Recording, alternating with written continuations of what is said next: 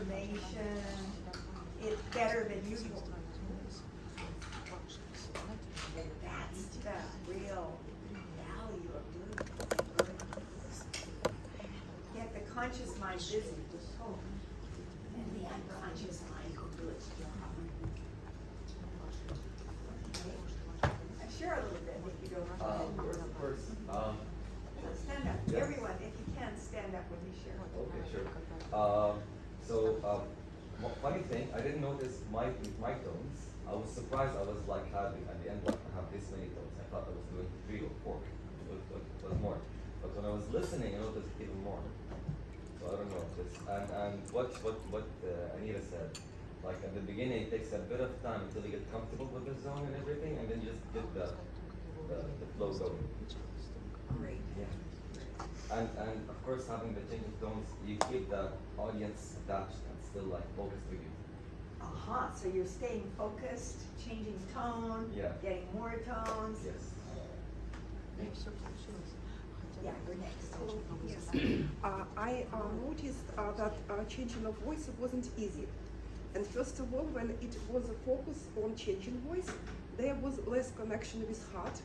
When it was in a natural way, when it's a natural way without big changes, it's, let's say, my colleagues felt more connection. And for me, the outcome is that I should practice to change the voice and connect with heart altogether. Thank you. Thank you. Now, what Elena is saying is important, Elena. You know, all of you probably know the famous stairs called unconscious incompetence, conscious incompetence, and then up to unconscious competence, and finally unconscious competence. When you're on the first stair, you may not remember to connect with your heart, but it will come back. Keep practicing, and the whole thing comes together. Go ahead, Maggie. I'd like to share with you how did I feel. Actually, at the very beginning when I see the task, I was like, not easy, should be a bit hard. Then when we talk together, I realized, oh gosh, it's easy. Because I noticed that when we are talking, or everybody is talking, as long as you are following your heart and be authentic, and then a lot of emotions involved, and there are so many pictures in your mind, that is easy. Thank you. Thank you. As soon as we start, the unconscious mind knows what to do. And we just need to, it's like driving the car. The unconscious mind drives. We just need to know our destination and keep our attention on the road. Go ahead. Yeah, I think Siraya. we have different way to get attention from the audiences. Usually, I think we should speak with a loud voice to get attention. But I found out it's so important. We can speak with a low voice, and you really want to know what other people want. That's how I get attention.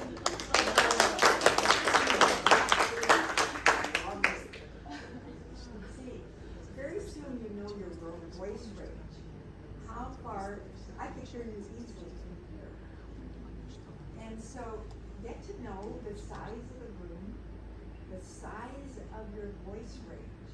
You may need to practice in a hall like this. Get someone to stand way at the end and speak to them in different tones of voice, and let them keep moving towards you until they can comfortably hear you. That really works. Do any of you have very soft voices? You tend to have a soft voice? Okay, then practice that exercise. Then you'll suddenly relax. Oh, my voice is great. Okay, anyone else? I saw one more hand, yeah. One observation that I had, we did 2 exercises. One was the storytelling. We took one incident and we were talking about that story. And second was about why am I here and the purpose. The difference that I saw, the first one had more drama, more spices, and like I'm on stage, I can do a storytelling, I can do all that hand gestures, and I am emoting more, I am doing all that. But then when it was about the purpose, the second version, it was the tone variation was less, but because it was the heart-to-heart connection, the emotion and the authenticity of it was very different in these two exercises that we did. That was my observation compared to on a stage talking about an incident versus talking about my purpose or why am I here. One, see, now you're like a painter with a palette. You got different colors. And you can begin to really color what you're talking about to fit the moment and the experience right now. And it gets better and better. Okay, so we're talking about what strong trainers do naturally. This is where they build their skill. And that as soon as you start this skill, at the beginning, if you continue doing this all the way through this trainer's training, and you write it on a piece of paper, paste it on your forehead, put it on your watch, anything, you will, by the end of 4 days, already be quite able to remind yourself to do this. And it'll make everything you do here just come alive. Okay. I have a question. Go ahead. I felt very conscious talking, even though we were a group of 3. And then I know that they are going to watch my tone. Yeah. I felt very conscious and I said, this is where I should be, this is where I should. So I went into that conscious incompetence. And then I was like, for a moment I struggled. I understand. Yeah. See, everyone, I'm going to keep giving you exercises, and many of them will be easy. Some of them will be for you, like, can I do this? And I suggest just dive in the water. The water's fine, and discover. Did you discover you could? Exactly. Okay, so what we're doing is really exploring what great trainers do. But I want to have a conversation with you as participants in this group for a minute. I just made a discovery. I talk about my blind spot. Where's our schedule for that? That somebody already predetermined our timings. And I disagree with the timings. You're the boss. What? You're the boss. Well, they've taken away an hour a day from us. Normally this course is 7 hours a day. Now I think it's really useful in a place like this to have a 2-hour lunch break. It's too beautiful. We need that time to go out and spend some time on the beach or whatever you want to do in a 2-hour lunch break. But I'm going to suggest to you that we don't take a whole half-hour break from 10:30 to 11, if you don't mind. That we take a short break. And that it says, It looks like from 1 to 3 you have the 2-hour lunch break. yeah. And that's fine. I'm happy about that. We all need it. Why not get outside? But can we make it 7 hours? That means we might go to 6:30, everybody. Would that be okay with you? Yeah. Okay. I'm not I very good at appreciate math, that. but this seems really long. Say again? Did somebody say it was long? So 9 to 6 is 9 to 6:30, is 9 hours. Take out 2 2 break. hours, and then we have. Can you reduce the lunch instead? Do you have children or We want to something? go and market today or any of the days, we thought that we can also explore that. Okay, well, we went and did a 2-hour break yesterday from 4 to 6, no problem. A taxi took us into town, brought us back by 6. So, you won't have any trouble in 2 hours. Okay. Sorry, Marilyn, so I'm confused. We have a 2-hour break for lunch here. Uh-huh. So are you proposing that, I don't know No, why. I'm proposing we keep that 2-hour break. Okay. But when I counted the hours, I see, that was less. it was less than 7. What you It was want. only 6. And 6 hours a day isn't enough to Yeah. properly do this program. Sure. We need 7 hours. So if we drop the morning break and go an extra half an hour? That's what I'm thinking. We That's can have, great. we took a little bathroom break, that works okay. That works fine. What do you think, guys? Can we start a little earlier too? That's a good So call. this I way. don't know if that works for everybody. Do you Yeah. wanna start at 8:45? I'm okay with that. I'm fine with that. Yeah. I think we can also go to 7. Oh, please no. It's too late. I think some of us who are jet lagged from North America, Yeah. I mean, I at least find that I need that evening time, the 2 hours I have before I fall over. Would it be possible if we make the lunch break hour and a half, and we leave like 5:30 or 6 sharp? Not for me. I do need that 2-hour lunch break. Okay. But if we start at 8:30, Would 8:30 work for you? Yeah, sure. Okay. I personally prefer to start earlier in the mornings to be fresh. Yeah, that works And for then me. we can kind of. 8:30 instead of 5:30? yeah, 6. With the 2-hour lunch break in the middle. Yeah. Okay. But we removed the half an hour Put it on morning the break? wall? Okay, we've got a deal. Yeah. All right, guys, let's go on. So what does a great trainer do to create awareness and presence? That's the big one. If you're here to become a transformational trainer, those 2 words are very, very key. Any of you ICF coaches, you want to create presence and awareness when you coach.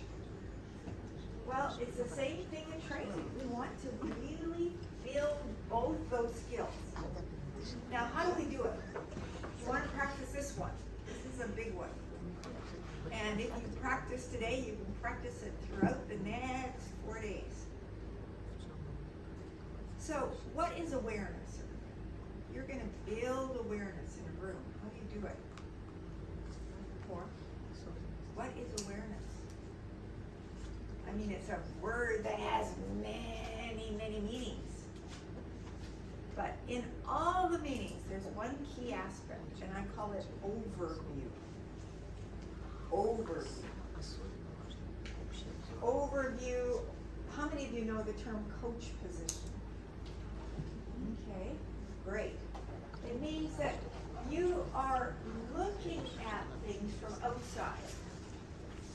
And as you talk, you are overviewing the elements that are inside. So I did some overview on the beginning of this day. I said what we're going to do over the next 4 days, and I described the elements. That was overview. And I overviewed what do great trainers do. I described those elements. That's creating awareness of a system. Overviewing a system is really important because then the information goes in big picture. Now what follows that needs to be presence. Presence is what you do when you practice it. You step in. You become that. You show it, you feel it, you express it. That's presence. So every time we train, we want to at least begin. We want to step in and then step out again and overview what happened, how did it work, what does it mean, where will it lead in your life.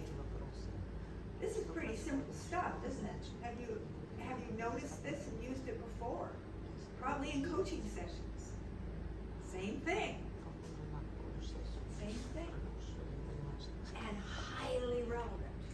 Because if you do this in a procedural, effectively comprehensive way, people experience that they're on track, that you know what you're talking about, that you're leading them to know what it means to them, and that they can integrate that. Now, how do you do it? Well, first of all, you need to understand the elements of each. Take a moment. Suppose you were at an amusement park, and there's a lot of them around here, but you're sitting on a bench watching the big roller coaster, the big roller coaster, and you're just sitting back, relaxing, and watching people get into the cars and going up, and then it goes down and really gets going. And you just sit there and relax and watch them. Well, there they go. Now, just for a moment, as you sit there and watch, notice that, oh, one of the people getting in is you. Oh, over there is that you over there, getting into the first car in the roller coaster. Wow. Okay. So sit back, relax, and you're overviewing the people's getting settled in their seats, and now the man is putting the bar down on each person, and the little roller coaster is starting to come around and go up the first big hill. And just watch and notice that you over there, that person who is you, sort of gets settled in the chair, and there they are, looking out, looking at the scenery, and you can hear the clack, clack, clack, clack as it pulls the car up the roller coaster. And now it's about halfway up, and that you over there is, they're really looking out at the scenery, and it's going higher and higher and higher. Okay, and they're getting very interested. They can even see you down there. But you're sitting in your chair, and finally it reaches the top. And just watch as the car reaches the very top. It's hovering at the top. And now jump in. Jump into that you that's at the top. And look down. Here you are, you're in the car. It's about to go. And down you go. Hold it on. You're holding on tight. And it's going down, down, down, and then up again. And you're in that car. And it's winding around, and you are being pulled and pushed in that car. And you're going, woo! Quite a different feeling, isn't it? Quite a different feeling. One big picture overview. Another stepping in and feeling it. So what's the difference in terms of gaining information? What kind of information do you gain when you're inside as opposed to outside? Emotion and state. Feelings. Yeah. So inside, let me get a pen here again. There's a black one somewhere. Here. On the table. Aha, found it. So emotion and state inside.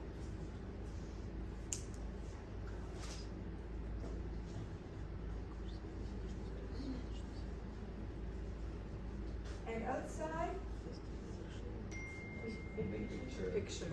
Ah, so that's the Image. first one. Uh-huh, big picture. And it's a different quality of taking in information, isn't it? Yeah. You can ask questions from big picture. You can easily notice there's been this and this and this, what happens next? Where Whereas when you're inside, often you're in the moment so strongly you don't notice till you're out of it again. Mother, can I also say this is associated and disassociated? You got it, yeah. You're much more dissociated here.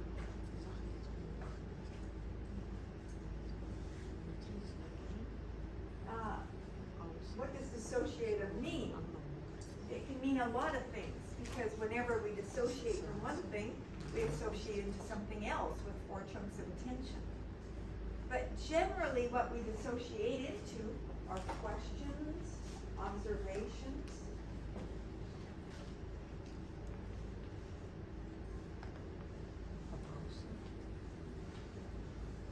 and reflective thinking. What does reflective thinking mean? It means we're linking things together. We're kind of, oh, this is kind of like that. Oh, they're actually going up the, oh, yeah, I know that thing has to pull that little car up. That's why it's clunking so much. So you can ask the question and answer it. But when you're associated, when you're in the moment, what kind of experience is available? What is your attention on there? Empathy, Empathy? inhibitions. Oh, yeah, stepping in. Yeah. Be in the experience.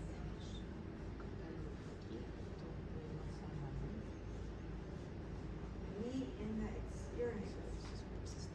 So all the BAK is You got it. So that means that you are in feelings kinesthetically. You're noticing the heart beating, boom, boom, boom. So kinesthetics, the hands holding tight on the rails, the bumping of the car. Kinesthetics. Tone. You're hearing people shrieking. Maybe you're hearing yourself shriek. You're in the car and everything's happening all at once. And B, what do you notice? Whatever you notice, but it will be something that you see out of your own eyes. It's what you see from your own eyes. So it's very much like when a dog is walking down the street, they're associated. They're seeing what they see. When we're in dissociation, we are actually able to observe all of those areas together. Now, how is that relevant to you as a trainer? Everyone. May I suggest? There it goes. Go ahead. Yeah, it's very relevant because it's help us to support our blind to create awareness because we're switching different perspectives. And for example, when we have audio, if we're doing the outside, mostly it's external dialogue, but when we do the inside, it's internal dialogue. And how our client to differentiate between these two is big value. And when we're doing outside, it's mostly through times. It's mostly, say again? Through time. Through time. Yeah. But Okay, when we're so overview, through time, past, present, future. right, and then when we're doing the inside, it's mostly in time. Okay. However- Well, do you all know those words, everybody? Yes. Yeah. Okay, I'm gonna put them on the board then. Do anyone who doesn't know?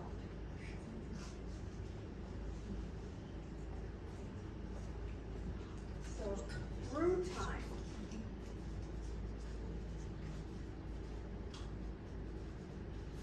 And in time. Good Good observations, Jeff, thank you. Yes, go ahead.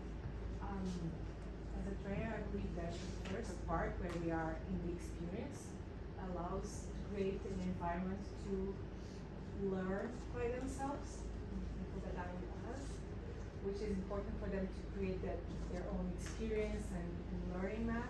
And the second part allows a better like integration of the learning. Got it. Now, let me add to that, that's important.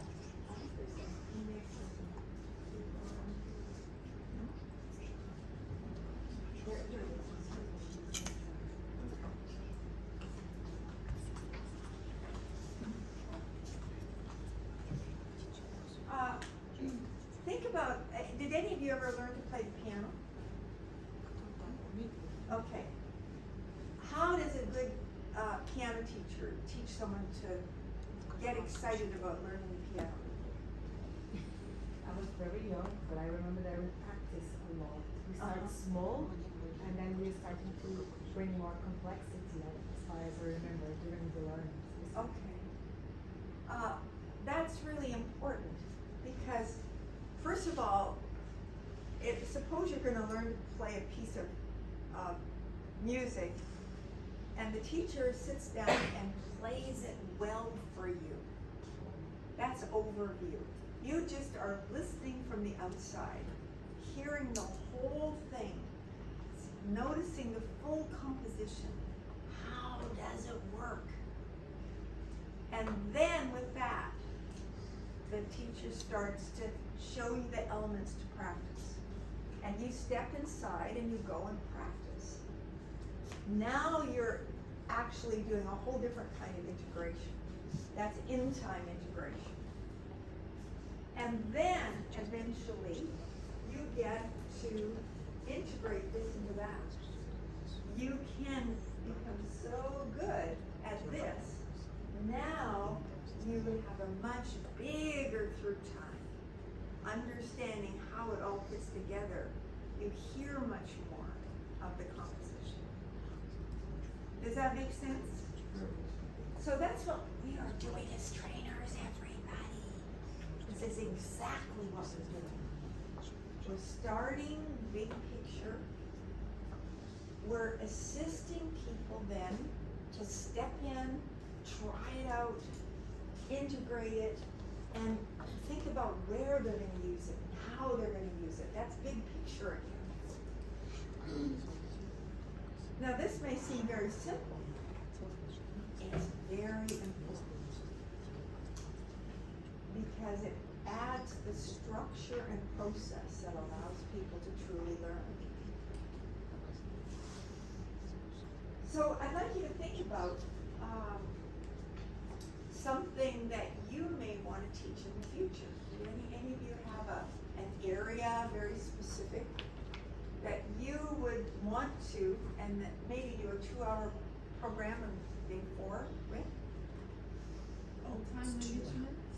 Time management, wonderful.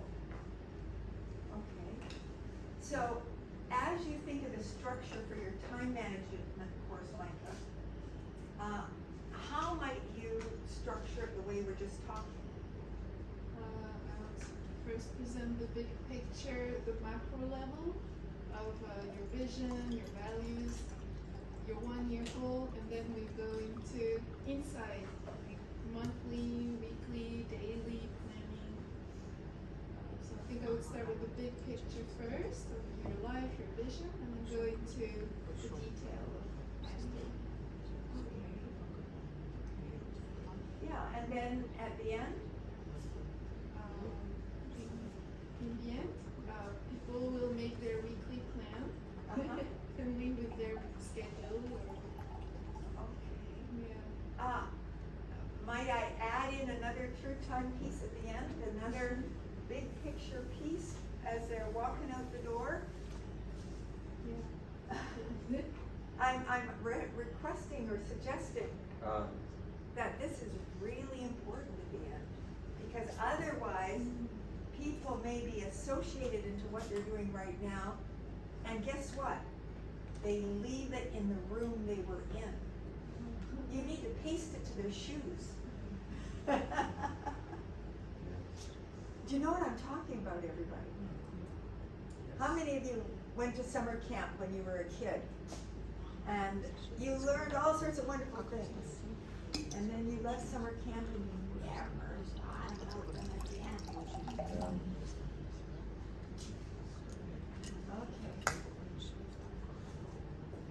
Okay, so we're talking about effective learning. This is what the Erickson arrow was all about. So we start, big picture, creating a contract. What do we want to create? Then we dive into the details. We assist people to associate, get into the moment, and brainstorm ideas how to make it happen.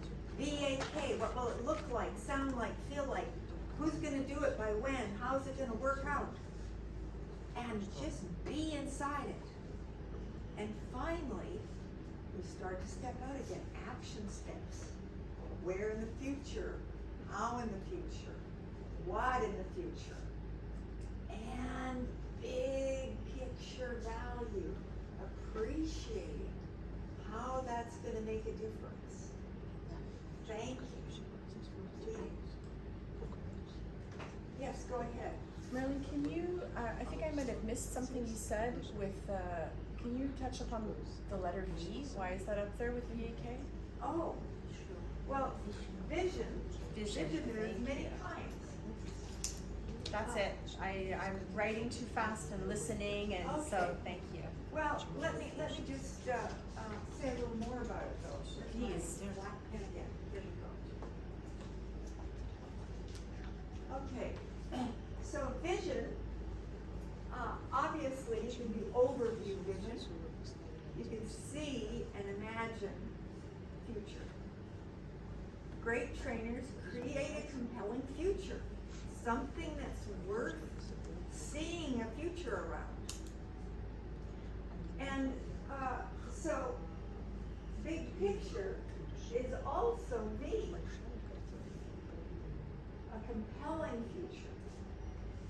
Now, with being in the experience, we associate into what we see in the moment.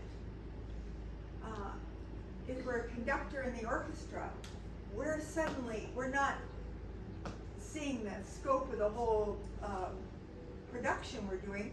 We're in the moment. We're talking to the guy who's going to play the flute. We're calling up the violins. We're in the moment, seeing the expressions on their faces, seeing how they're engaging. That's vision, it's associative vision. Now, it's got a very different quality than dissociative vision. Yet both are. Now we can pull them together. Some of you are going to be in expanding emotional intelligence. We're going to work with about 5 different kinds of vision in that course. And one of them has to do with what we call linking associative vision and dissociative vision with what we call peripheral vision. Peripheral vision links us to the unconscious mind, even as we're associated in the moment. And it's very valuable for expanding your connection to values, expanding your connection to inner trust. Okay, so any questions about that? Did I answer your question? Yes. Okay, great. Thank you. So, would you like to practice this? Here we go. Yes. Yes. Now, here's the game plan. I'm going to have you dive into a course that you might create sometime in the future. Hopefully the one that's just a 2-hour presentation you're going to do at the end. Have any of you really got a plan for that already, an idea what you'd like to do when you leave this workshop? 1, 2, 3, just a few. 4, anyone? Does it have to be It's only 4 days does it away. have to be 2 hours, or is that also fluid? That's fluid. Okay. See, normally, this is an 8-day course, and at the end of 8 days, you've got a 2-day workshop here. You worked out all sorts of elements, exercises, different kinds of interactions. You've discovered how to make the whole thing fit together effectively. But in a 4-day cycle, we're working primarily with your presentation skills. So, as if you were a conference speaker, as if you were doing a small workshop with a group of people for 2 hours, you're going to plan something. Now, you can do anything you want. Obviously, you might want to make it fit with your corporate aims, but you might not. It might be, a cooking class for kids. I don't know what you've got in mind. So, feel free to decide who your audience is going to be, tell them what and why, but then you're going to give them at least some of this, a little bit of this, and a completion. Now, completion could be just like in coaching. It might be as simple as thank you. That's a completion.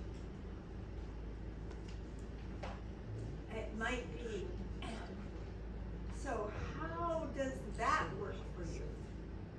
So you're inviting up them to complete. How can you use this as a completion? How will you take this forward? But you're only going to have 8 minutes, everybody. An 8-minute time frame to discuss your topic is not a huge, you'll just be doing a small part of it. Yes. Oh. All right, so I'm going to invite you to do this around any topic of your choosing right now. Yeah. Is the presentation, would it be necessary to have a PowerPoint slide ready or not necessarily? Okay, that's a great topic. When do we use PowerPoints? All of you live on Zoom, I betcha. Who here lives on Zoom? Microsoft. You do Microsoft Teams? Yeah. Some people do Microsoft Teams. My company's Zoom. But it doesn't matter. I go to different companies and they use Microsoft Teams. Okay, and then of course, we can do Mural and Miro. There's all sorts of varieties of the such and the same. What? Online platforms, yeah. Different online platforms. There we need PowerPoints.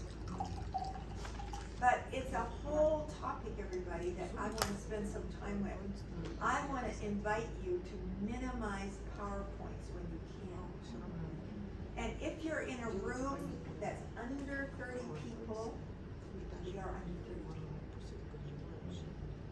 people. It's much more productive to draw. Now, I'm writing lists, not quite so productive, but drawing of any kind, even little lines and arrows, makes a huge difference to integration and learning. Anything where you're in process, making marks on paper, is much more likely to be remembered and learned than a PowerPoint. If you draw on the PowerPoints, that's different. Some of you, Zoom has just added a wonderful new feature, and I've got my tablet and I'm learning how to use it, and I'm going to draw all over the PowerPoints. But that is just because we learn from being in process, not by something that's completed. And a PowerPoint is generally a completion. Now, a chart is very important. It's very useful to have an exercise that is showing the steps, and you can take that away. Then you don't have to stand there and go through each step. That's one use of PowerPoints. But normally, how many of you have gone to sleep in PowerPoint? Yeah. They turn the lights off. I had one leader I was gonna be, next in a conference after he was done and he had them doing a small exercise. He turned to me and he said, you know how you get them not to ask questions? You turn the lights really dark. Yes. And I thought, you get them not to ask questions?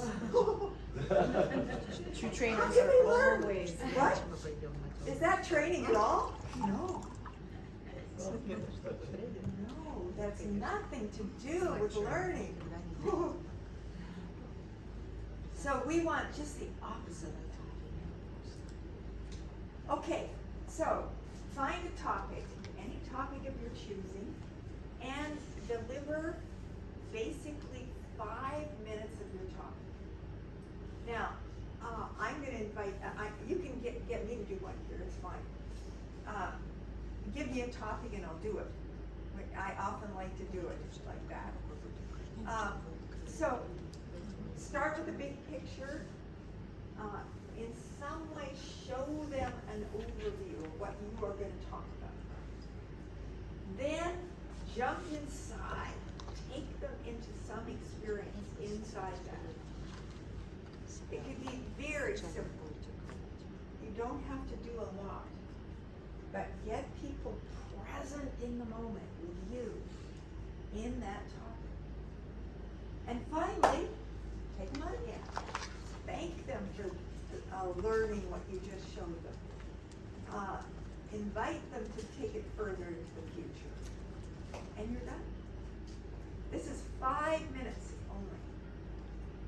Now, somebody give me a topic that has to do with nothing that I normally teach. Okay? Selling watermelons at a market. You know, something simple like that. Something that normally I would have no idea about. Fixing cameras at a camera shop. Can somebody give me a topic and I'll give you a short example. Selling shoes at the Adidas store. Selling shoes at the what store? At the Nike store. At the Nike store, oh boy! Yeah. Okay, so everybody, you've all seen, how many of you walked into a shoe store that's got lines and lines of different kinds of wonderful running shoes and sports shoes, and they smell so good? Can you see the shop in your mind, the one you walked into? Okay, now overview for a minute. Just see that shop in the spring when everybody's coming in to buy shoes. And then in the summer, they stop. And in the fall and winter, it's practically shuttered, at least in Canada it is. Everybody's into different things entirely. Oh, so suppose you're the owner of that store and you want people to come back in the winter time. What would you do? So look at that whole scenario. There's the owner, they're practicing, they're thinking, what can I do to get them back? And then it's springtime. You drop that big picture. You drop it. And who's there? Your first customer. The door is open again. The door is open. Hello, hello. Chasm, what kind of shoes are you here for? Running shoes. You want This is a CrossFit shoes. the CrossFit shoes. Okay, now, the CrossFit section, do you use it when you're on holiday? You do? Ah, Yeah. okay. So, look at all of these shoes. Now, come over and smell them.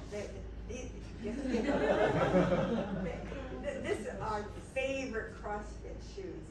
And they've got the new leather width. And look at the colors. Hey, colors for every season. Yeah. What seasons are you wanting CrossFit for? Spring. Spring. Yes. How about fall? Just think of holidays, CrossFit. Hey. Great. Uh-huh. How about winter basketball? I mean, do you ever do any kind of indoor Paddle. What? Paddle. Paddle. Oh, are you talking about? Like the squash. Oh, of course. Yes. Yeah. So, now, there's a whole selection, spring, summer, fall. Take a look and help yourself.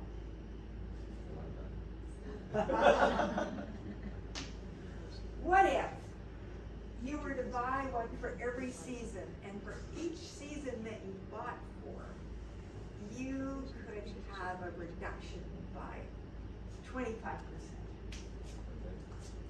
Interest you? Yeah. Ah, Now we're talking. now we're talking, he said. Okay. So marketers, shoe marketers. Now, take a look at your shop and your potential for selling shoes every season. How might you do it if you had chasms into your shop? Thank you, Chasm, for giving me a good idea. Thank you.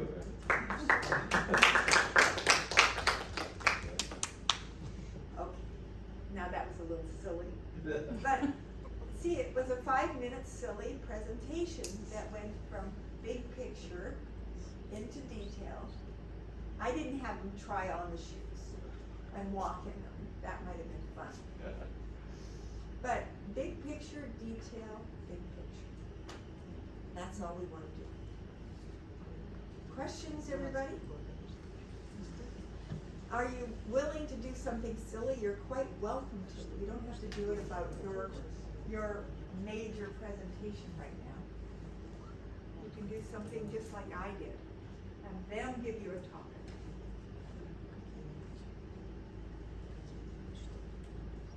I need some response. This is yes. Yes. We're busy thinking. I know. I think we all need to do something a little bit scary to ourselves. Well, this is a little scary, isn't it? Yeah. Okay, so work with 3 different people. Now, we discovered last time that requires one group of 2 at the end. So that 2 platoons went off in a different direction, but Maria has been willing to join and join to make a threesome. Because it's better to do a threesome, if you don't mind. And the exercise is, do a 5-minute presentation. Start with some kind of overview of what the group will get. Speak to a group. I was talking to shoe salesmen. I don't think I even mentioned that properly. So talk to the group about what your topic is. Then dive into the experience. Show them. Tell them. B-A-K. I could have spent more time on the colorful shoes, you know. Nobody here is wearing sneakers. Oh, you're all in flip-flops. Oh, there's a sneaker type shoe. Oh, beautiful shoe. That's when they're evil. Okay, so the most important thing in this exercise is to have some fun. Have fun. Let your unconscious mind do it for you. You don't have to do it right. You notice I made lots of mistakes. Be free to make mistakes, but just notice the components. Okay? Again, it's a half-hour exercise. I think you'll enjoy it. Do we have time to prepare a little bit on our own, or would we just go right into? Let's just think of how much. Actually, let's make it 5 minutes to prepare. That's a very good idea. But not too much preparation, because it's more fun if they give you a topic. If you want to do your own topic, yes, you need 5 minutes to prepare. Okay. And how many of you want to do your own topic? Something that's relevant to you. Yay! Well, let's make sure we get 5 minutes to prepare. Let's do 2 rounds, and that makes 35 minutes. Okay, so enjoy the, I noticed the room right here, it's just a wonderful temperature. It's not as cold as this room. And outside's a little too warm, but the hall along here is perfect. You notice that? Okay. So, 35 minutes, we're back in the room, and see you then. 12:35. What does 2 rounds mean, Mother? What? 2 rounds mean? 2 rounds, yeah. That means we do first round. Okay. You can do Great. anything you want in it. I allow you to do even 2 just silly practices. But the point is to really make this distinction when you do so. Really either be outside or really step in. Okay, let's do it. Find new people. Stand up, look around, catch the eye. Are you in the group yet? Want to join me and Elena? Maybe the third. We need a third person. Find the third person. You need a partner. Yeah? Yeah, be a partner. Alexandra. Alex. Okay. So, I want to rent the bathroom. Okay, let's go. And then we'll go find our slots. I already have a partner. You have a third? That's good. Where's В принципе, я поняла, как она рассказывала то во всех играх, то во всем спорте, а потом рассказывала.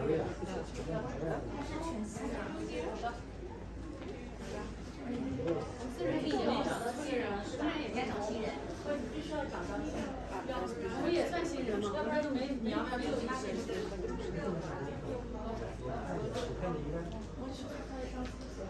哎，又看见长辈了。你俩还不在一起啊？我们这样再找一个3个。你我们3